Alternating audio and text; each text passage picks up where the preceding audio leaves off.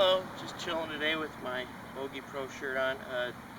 Jason asked a really important question about wrist hinge and overswinging and all kinds of stuff, and that's really a great question because there's a lot that goes into it. The first thing, 99% of horse swings start with the grip.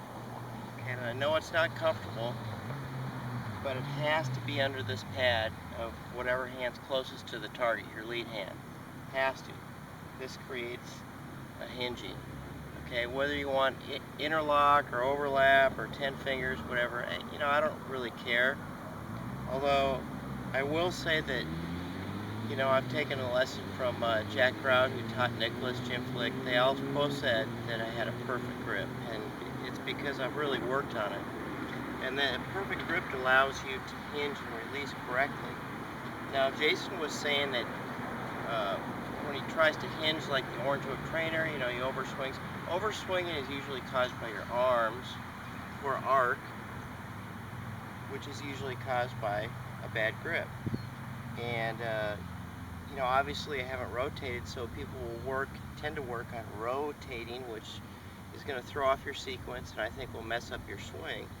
So once you get a good grip, you want a big arc and then hinge at the top. Now there are different ways to do it. Some people like to hinge early and then turn. Some great players have had kind of a down cocking action. They kind of hinge their wrists on the way down. Those are great and they work, but they take a lot more effort and practice. What the orange whip does, and I've never said it, that's the only way, but it is the easiest way, the most natural way to learn the golf swing, which requires a lot less practice and effort. So anyways, you start off with the correct grip, go back with your arms first, then your shoulders get pulled due to the arc, and then you set at the top. That happens kind of naturally with the orange whip trainer. If you don't want this shaft to flex too much, you're going to have a one-piece takeaway with the arms. It's going to pull your shoulders, and then you hinge naturally due to the weight of this orange ball. So kind of like this.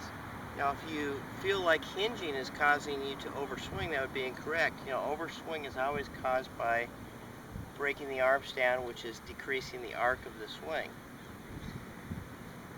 Now, a correct hinge is important to get a correct hinge because that creates lag. What creates lag and release and all that stuff? Well,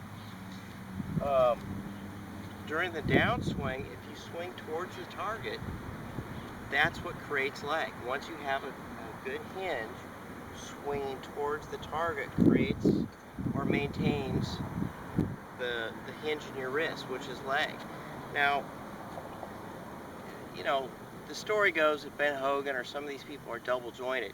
This is as far as I can naturally hinge my wrist. Now, the story goes that Ben Hogan could touch his forearm with his thumb.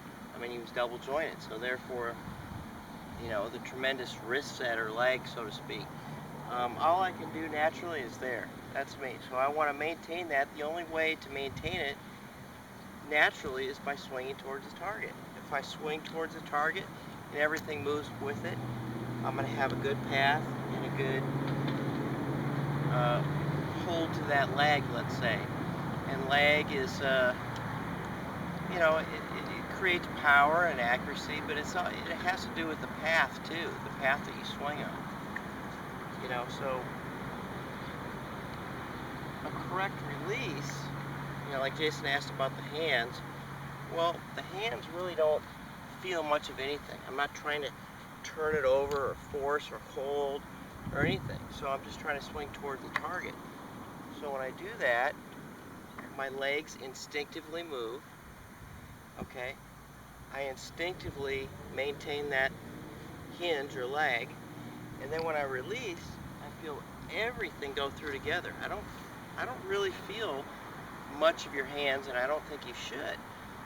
I feel a release is more with the arms and the body, the core, everything together, so to speak. So, well, let me swing this. So when I swing this, I feel the set, and I feel this white ball, or the counterweight, go towards the target on the way down. So I'm here. That maintains my wrist hinge that I've created, or leg, or whatever you'd like to say. And I feel the release all at one time. I don't feel my hands turn over or do this or anything. So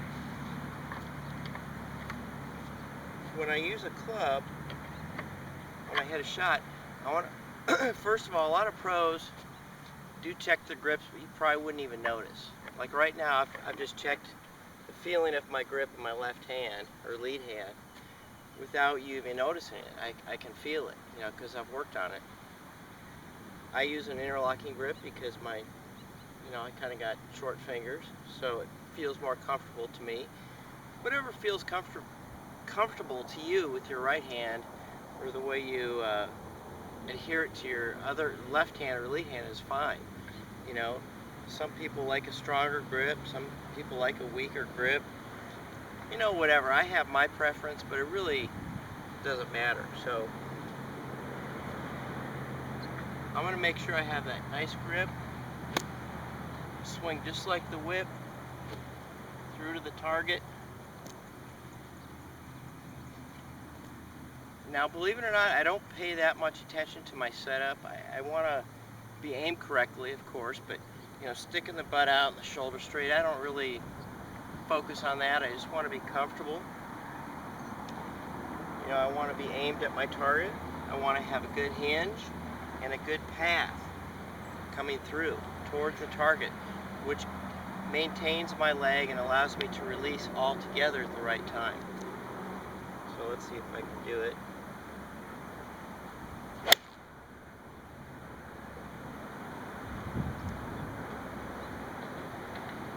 Okay, so once again, the Orange Whip trainer isn't the only way to do things, but I would say it's by far the easiest. It requires, if you learn this swing, it will require less practice. Now, I haven't hit balls for a few days. That's the first shot I've hit today.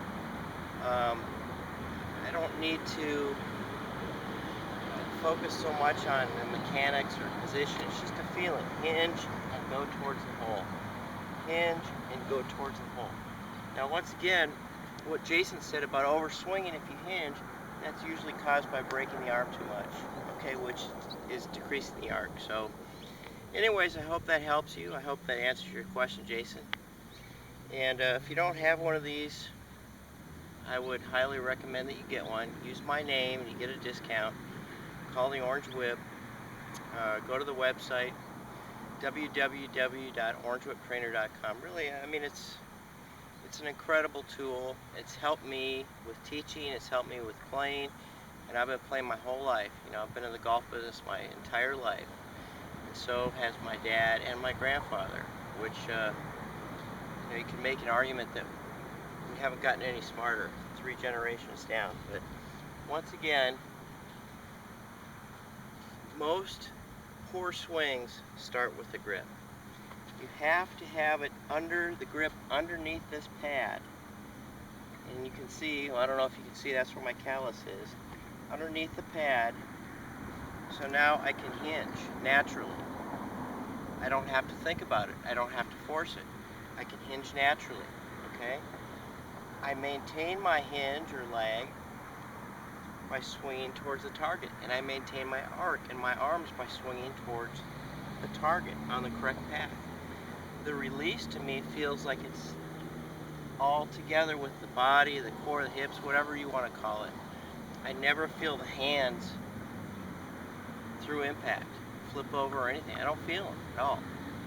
So I hope that helps you. Thank you.